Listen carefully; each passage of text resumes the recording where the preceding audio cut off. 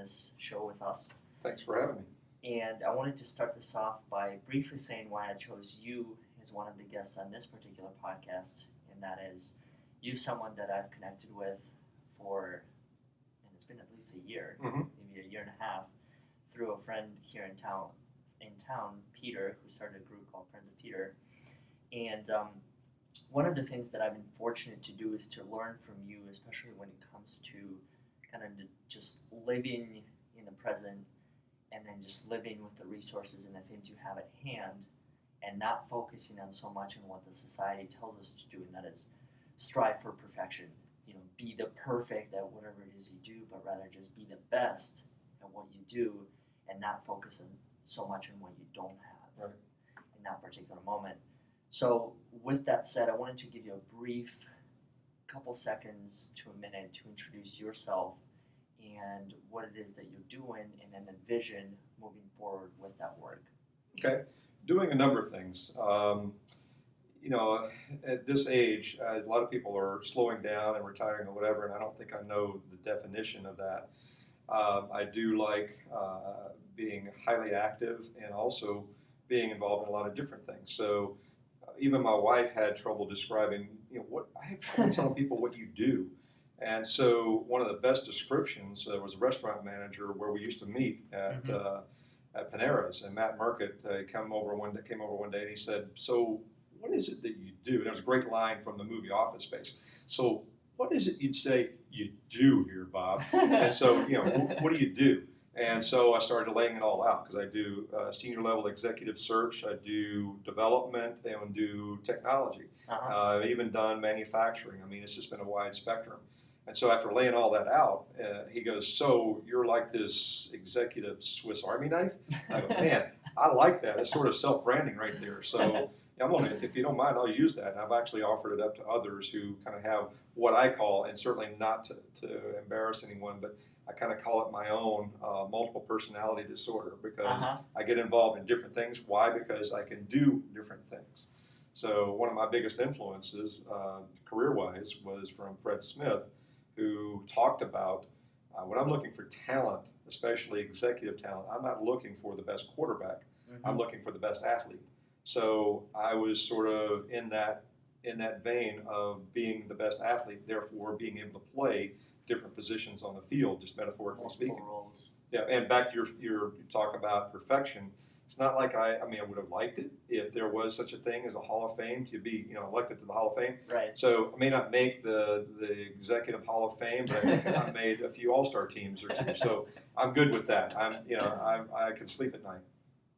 How have you accepted the fact that you're not perfect? And I guess before we even try and get into that question, what does it even mean based on your experience to be perfect or best at something that you do? Best is so much better word than perfect because perfection is really an illusion. And we tend to sort of dilute meanings of words, and especially today's vocabulary. Somebody will say, "How was the dinner?" "Amazing." Was it? Was it really? Or that, even like when we were setting up, you said perfect. And I'm thinking, okay, that's a perfect setup for today because perfection is what we're talking about. So my wife used to say, there's perfection in the universe. And I understood her context, yet we are all flawed.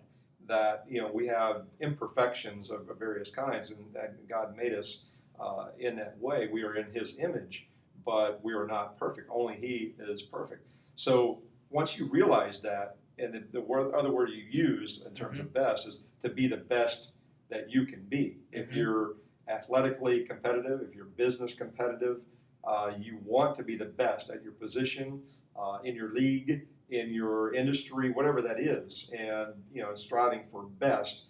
And sort of the translation for that as you get older, more mature and all that is that you're just becoming the best version of you can be. And there's nuances to the word because if you say I'm better than you, I'm holding myself up here and putting you down here, judging others. Judgment is another really delicate topic because you assess talent. in terms of how can somebody do better. But to say that there's perfection that is achievable is a bit of a myth. Therefore, companies tend to have like a vision. Yeah. Here's what we want to achieve. They have a mission. How are we going to make ourselves as an organization a better global citizen? Right. Then you have goals and objectives, which are much more tangible. Mm-hmm. So you almost think like this vision up here is something that's really not even attainable, yet it's something that's worthy of striving for. Because you're going to fail. And if you think that you're not going to fail, that's just you a already huge. failed back there. Exactly right. Because you have failed to understand the assumptions. You bring up a lot of good points. One of them being judgment. I know that's something that I was fortunate enough to overcome to some extent. I don't think you fully overcome it to just like you said, the end goal of it, the entire thing. And so when it comes to judgment, and especially when it comes to comparison, when you're striving to be the best for yourself, it's important, at least based on my experience, to just look at the yesterday and then look at the future and then look at what you have. Is there a moment in your life when that made sense, as far as when you started looking at yourself and said, okay, this is the version I want to become, and you stopped comparing yourself to other people and rather just started comparing yourself to what you've done yesterday and said, okay, how do I improve from the things that happened yesterday in order to become that future self? I think we do that really every day. You're asking for a specific moment, and I'd probably be hard-pressed to do that because I think you recalibrate just about every day. Every day you wake up, you look at, what have I done? What is still there left to do? But you still have to live in the moment. You've said that several times yourself. And to make the most of that moment. Lots of cliches, bumper sticker stuff that you've seen and heard that we don't need to, to rehash here. But to look back at what, we were talking about a football player earlier as we were setting up, and who did he used to be compared to what is he now? Can he live what he used to be, or does he live on that reputation or that legacy or whatever? Because I think that we do recalibrate every day. We basically pay our dues every day. If we think we've paid our dues and yet there's no more left to give or to pay or whatever, then that's a bit of a misdirection in itself. But I remember, one of the things, am I a collector? Kind of. I'm more of a retention junkie than anything else. I collected baseball cards when I was a kid, and a very big sports fan, particularly baseball. And I remember, you got the picture on the front, and then you got the stats on the back. Yep. And I remember, looking at a utility infielder for the Dodgers, for example, and his batting average that year might have been like 256. Okay. In essence, just do the math quickly, and it's like, he gets a hit once out of one every 4 times at bat. And I'm thinking, well, that's not so great. He hasn't won an MVP. He hasn't won a batting title. He doesn't hit many home runs. And so I made the comment. I was probably 9 or 10. I said, this guy's not very good. And my dad said, if you get to the major leagues, you're good. Yeah. And now there's degrees of excellence that go beyond it. So talking about a moment, it's not so much a reflection on what have I done, what am I doing, what am I going to do, but it's a reflection on that assessment, that judgment. Sports fans go crazy about what somebody didn't do. Oh, absolutely. And yet, can you for a moment? Can you do half of it, or can you do one thing of the thing? Exactly right. Step on the court. Yeah, step on the court. Can you even breathe that air? And so, could I ever, the 10,000 hour rule? It's like, could I ever hit a golf ball like Tiger Woods? Maybe once in, 1,000 tries. I might. But that 10,000 rule, I'll never now, certainly at this age, dunk a basketball. So if I try, 10,000 hours to try to dunk a basketball, I'm just going to get frustrated. If I got 100 at bats against Nolan Ryan, I will get a hit. I will not get very many, but I know that I will be able to get a hit. So back to, what have I done? What can I do? What will I be able to do? It's still reaching for something that's worthy, to go beyond whatever your definition of success is, and to make it significant, because your influence on others is much more considerable than you realize, whether it's on kids, your kids, or people that report to you in an organization, or if you're a brand. What do they think of that brand? Is it something they can trust? Yeah, associations and everything that comes with it. Well, and trust is a big factor, which trust goes to character and so many other things. So those are sort of all the ingredients, if we want to talk about sort of a product, that I think about putting into the process to come out with a product. And if that product is me, I want that product to be something that's safe, trusted, that is beneficial. So I'll just go with those three words, safe, trusted, and beneficial to whoever it is that wants to use it. Mm-hmm. You mentioned a lot of people throughout that story, one of them being your father, and some of the people that I'm sure have played an impact, even from the baseball cards, the people you followed back in the day. Who are some of those biggest influences that you've had in your life, and what kind of impact have they had on you? Well, I'd say this so often, I'll certainly say it on camera here, is I'm hugely blessed. Man, I feel like I won the genetic lottery being born into the family that I've been born into. My parents have been amazing role models and stewards for living, and we didn't have much, and there are plenty of stories that I could regale you with. But even I feel like I won the marital lottery, marrying Cynthia, and the family that comes along with that, the in-laws. Of course, there's a lot of jokes, throwaway jokes about in-laws this, in-laws that. But I'm really blessed because the role modeling that went on with my parents as we grew up, and I'm the oldest of four boys, and then similarly as an adult and having in-laws and all of that. So those have been very huge influences with me. As we go toward school, there are a few teachers that really stand out in terms of what they taught. Coaches, if somebody played sports, and some of that's examples of what not to do, how not to lead. And so those become imprints on your overall psyche.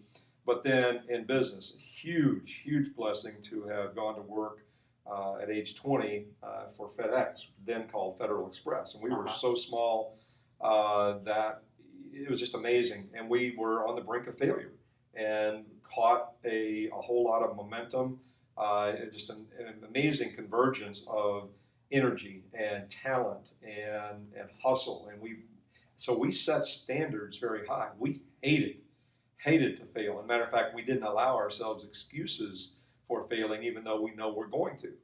So impressions, and just in terms of managing by details, the Fred Smith and the Jim Barksdales, the Mike Duckers, the Ted Merediths, the people that I either worked with or worked for, were just incredible influences on me in terms of producing outstanding results. So what I would do with my organization, especially when I had the Western Region hubs and ramps, kind of simple math exercises, especially when I had Oakland. We had a huge break room, so we could have town hall meetings in there. So have an all-employee meeting, and sightline to the Oakland Coliseum is 5 minutes by road, but you can see it. And so knowing what the stadium capacity is, and then you've got where the Golden State Warriors play right next door, and their seating capacity was about 20,000-ish. So say that, okay, you are the director of customer relations, and it's your job to hand out tickets to all the people that we failed yesterday. And so doing the math, if you're satisfied with 1% failure rate, in other words, if you want and think that 99% success rate is something you can sleep at night with, and you know that based on our volume coming through this facility, that we failed 20,000 people, and all of them are a ticket in hand, and they're sitting in the seats, and you say at halftime, intermission, whatever it is, to say, appreciate you coming today. Sorry we messed up your package yesterday, but enjoy the rest of the show, game, or whatever it is. So that visualization of 20,000 people, and that was 25 years ago. And so just do the math on what it would take today. So those were the expectations in terms of excellence, not perfection, but excellence. And so then as I got into home building, there's never been a perfect home. I don't think there ever is. Because once you buy it, you can always find the things that are wrong with it. That's right. And the more you live it, it's like, oh, this needs to change, or why was this built here, and then you start rebuilding it yourself and customizing it. That's right. But as a consumer, as you just voiced the voice of the consumer, Mm-hmm. there's a degree of reasonableness, but there's also a degree of trust that has to be won or established. But the reasonableness is that as a consumer, that we don't expect perfect, but we do expect right. And there's a difference between those two. And if there is something that's the difference between perfect and right, and you have the chance to fix that and make it better, you have a chance of actually gaining a much higher customer satisfaction and loyalty than you do if you send it out perfect the first time. And retention. Yeah. So back to your comment about perfection is that you keep that as your vision, that you strive for that. Every transaction is successful, and of course, if you're going to run a business, it has to also be profitable. But there's just an amazing amount of chemistry, formula, math, luck. Certainly Mother Nature plays a big role in that too. So that's where a lot of my sort of synthesis of wanting great results is a different context than perfection. I think what you've described is kind of a lot of your character and who you have become, as far as very driven, and you have a goal and you go out there and attain it. I've seen it multiple times come to life, and I was fortunate to do so. Could you share some of the routines that you have set for yourself, as far as, and in this particular case, let's pick a goal. You have a goal in mind. What are some things that you have set as foundation that allow you to achieve that goal? At a very basic level, I've gotten back into the gym, and I used to think I'd hate a treadmill because it's just not cool and it's boring and all that stuff. And so now, whether you're running out on pavement or you're actually running on a treadmill, you're setting little goals for yourself, to kind of stretch. Don't cut it short. Don't give up. All those things. So you're challenging yourself, and nobody's going to know that but you. Yeah. Unless you've got a personal trainer that says, okay, complete that. Now we'll do this. But you're doing all that in your head. So you're setting goals for yourself. And then similarly, one of the things that I do, and I need to do better at this, is to set a vision chart. So even on something like Excel spreadsheet, I'll take it and divide it into cubes. So there's 16. And so it's like, I prioritize those from my faith, my family, my finances, all the way through the tangible stuff, and maybe the nice to haves or nice to do, one of which I haven't gotten around to yet, writing a book. That's still on there, and I want it on there because it's my own reminder that you said you were going to do this. Now, when are you going to do this? At some point, you need to check that off. Some things you'll never check off because you'll never eliminate working to demonstrate your faith, to take care of your family. Your finances are going to ebb and flow, no question about that. Absolutely. We can't control, sometimes, especially if you work for a corporation that struggles and they have a layoff or something like that, people are just going to get laid off. But the resiliency that you come back with is what's most important.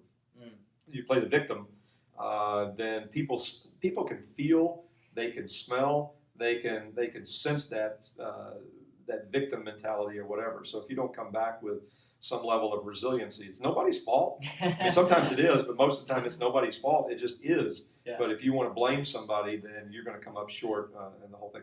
But back to your question is to be able to set goals, whether it's distance or time on the treadmill, or it's I want to be able to write that book, or if it's going to be, I don't set monetary goals. I did have a number in my head at some point many years ago as to what that would look like. I've recalibrated that. Don't really need that. So those are the types of things that you do, and you adjust them, and then you see other people, and whether you want to compare yourself to them or whatever. I mean, that's your own business. Right. But to think that I've got to be better than him, I've got more. And we, especially as guys, there's, we like to think about stereotypes and what women do, but guys are worse in terms of what we think other people think of us, and or what we got in the bank account, what we have, what we drive, the house, our address, those types of things. And at the end of the day, it doesn't really matter as long as your character, what you live, you're comfortable with that. Who are you trying to impress? Yeah. That's exactly At the end of the right. day, it's really should in my eyes, it's just yourself. Well, to be able to be faithful to God, but yes, to know that you can sleep at night because you did the things that doing things the right way. And character is defined as doing the right thing when nobody's looking. And in these days, with technology, you almost have to assume that somebody's looking at all times. At all times, and so that's just. And I think that might have some factor on whether people run for office now or in the future. What's in my past? What will people find out about? So back to your question about you're setting goals, a vision chart, and visualization. I think is really important. And like I said, I've tried to do that with employees. When you have a large employee base, and you're talking about yesterday's volume, yesterday's service level, what did the stock do, and all those kinds of things, safety tips, those. But to visualize, what does this really mean? This is not just a package. This is not just a house. Like building a house for somebody. It's the most emotional experience most people have because there's more money tied to it. So the emotion heightens everything. It kind of causes the trust to sort of teeter back and forth. So, what I firmly believe is that whether it's a transaction, it's a product. House. You're not selling somebody a house. You're actually selling them an experience because it plays out over a long period of time. For however many years after that. Well, yeah, and certainly in the process of building someone a house, the emotions run very high, and so it's when emotion enters the picture, people's objectivity gets a bit clouded because you're dealing on emotion rather than facts. One thing that I wanted to ask you was, you mentioned the fact that you don't set monetary goals. Why is that? And when has that changed in your mind where it kind of just said, okay, instead of writing yourself a check for $1 million and framing it above your wall and do the Jim Carrey thing and actually visualize it and however many years it took him, 10 or 20 to finally achieve it, when did it make sense in your mind as saying, okay, instead of doing that, I don't need that to find fulfillment. I'm just going to do something else. Well, I've used this word several times already, and I'll use it again. I think there's a calibration that takes place. What you need. There's wants and there's needs. And if you set this as a goal and you end up calibrating that, I mean, in one case, it's like the old cliche about how do you end up with a small fortune? You begin with a large fortune. Why? Because you're going to lose a good bit of what's the best way to end up with a small fortune? Start with a large one. So I have a degree in accounting. So it's not like I didn't or don't have goals because, I mean, if you pull your checkbook out, nobody has a checkbook in the register anymore. I mean, it's all electronic and all this, but you better know what your balance is because if you go down the street, if you go over, you can't make your house payment or whatever. I mean, there's, you might be able to get a pass from your mom or dad if you borrowed money from them, but the First National Bank or whatever, they have rules, and you have to be able to meet those rules. So you have to have your focus on being responsible, with your debt, with your risk, all those things. But to say that there's a specific number, I mean, I see the billboards, and when you drive down the street and see what the lottery is today, it's like, boy, it'd be nice to have that. and somebody will ask me at the grocery store, did you find everything you were looking for? No, I didn't find that pot of gold at the end of the rainbow. Where is that? And because they're not expecting that, and to get their answers, or better yet, is like, can I help you with anything else? Well, how about a winning lottery ticket? And it's so unexpected, that they just go, oh wow, I'll split it with you. But then it's fun. It's really fun to ask them, okay, would you be here tomorrow if you won? And surprisingly, I get a lot of answers that yes, they would. I get a lot of great answers about what they would do with it. I get a lot of shallow answers too about, they've never visualized it. They've never thought about what they would do with it. And the ones that focus only on themselves, give a little bit of cause for concern. But it's a far cry from their sense of reality that it's never going to happen type of thing. So I love engaging people in that way to get, what does your heart say? Because that's a pretty reactive response that they're going to give you to that question. So I would encourage, you to kind of, other than just have a nice day, challenge people with some sort of unexpected type Out of of the blue questions questions. out of the blue, and because it kind of wakes them up a little bit. We were, we're so much robots from time to time. Final thought for today's episode, and that is, who or what are you grateful for? Oh man, well, let me I got to show you a little prop here, and I did not expect that. So years ago, I read a book, and it was talking about gratitude stones, and it's a bit of a kitschy trinkets and trash type of thing, and like the pet rock or the invisible dog and all that kind of stuff. But it really made sense, and so I have two sets of twin nieces on both sides of the family, and there was a particular stretch of time, kind of like what we're going through right now. As you know, we've had a series of losses in our family. But about 11 years ago, on my wife's side of the family, there was a series of losses, and my 4-year-old niece found this rock. She goes, "Look, Uncle Jimmy, look at this rock," because she was fascinated with rocks. And so I've been teased about this because I've been carrying these little pebbles or rocks in my pocket. Of course, some people say it's not in your pocket, you got rocks in your head. But what it does, it provides, no pun intended, but it provides a touchstone for me. It's a gratitude stone. And as I reach for my keys, or if I reached for my chapstick or whatever, end up with this, it reminds me, and no matter how bad a day it is, of all the things that I have to be grateful for. And there's just so much. As I've already said earlier in this podcast, that I'm really grateful for family. I'm grateful for my faith. It really comes down to 3 F's: my faith, my family, and my friends. And I'm a sticky kind of guy in that I'm not disposable. I have friends from when I was in elementary school. I have friends that, you can start putting them in folders or categorize them, whatever, from school, from college. Incredible memories, vibrant memories, come alive memories from FedEx, and playing sports. And a sense of team was a big part of that. And then in the entrepreneurial world, that Austin is just a great place, that people are very collaborative, they're very entrepreneurial. So I'm very thankful for that. And I'm just, for me, for what we've gone through in the last year with the series of losses that people, friends, have lifted and carried. Because I'm a guy that has seldom asked for help. Yeah. And I come across as like he's got it covered. He doesn't need help. And so for me to allow people to help last year in particular, when Cynthia got sick, I was really moved by that. People that just like Wade Allen and Andrew Tull and John Fincher and many, many others, and family certainly that was there. So I'm hugely thankful, and that's why I come back to saying I'm just an incredibly blessed person.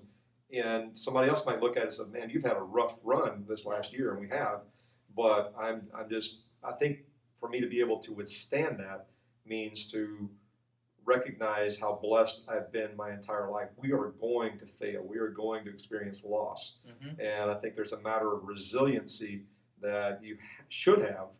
It's good to have. And if you don't, it can be a kind of a miserable life. But it's a journey. And one of my favorite movies is It's a Wonderful Life. So I guess I kind of live that to a certain extent. But it's one of my favorite. I'm even young enough to say that I've seen a movie like that. Well, it's a classic. So if you kind of go down the list of the AFI Top 100 classic movies, somebody's bound to come across that one. But for me, it's one that really gets my heart, because at the end, a man is rich who has friends. Take it today, it's a person, because it's obviously not just men, it's women who has friends. And that's our measure of wealth is, what are we blessed with in terms of our friends, our family. Relationships. Yeah. Right, relationships are huge. And they shouldn't be disposable. Yeah. If we squander those, then, it's shame on us. Yeah, absolutely. Well, thank you so much. Thank you. Yes. I enjoyed it. And sharing your story and experience.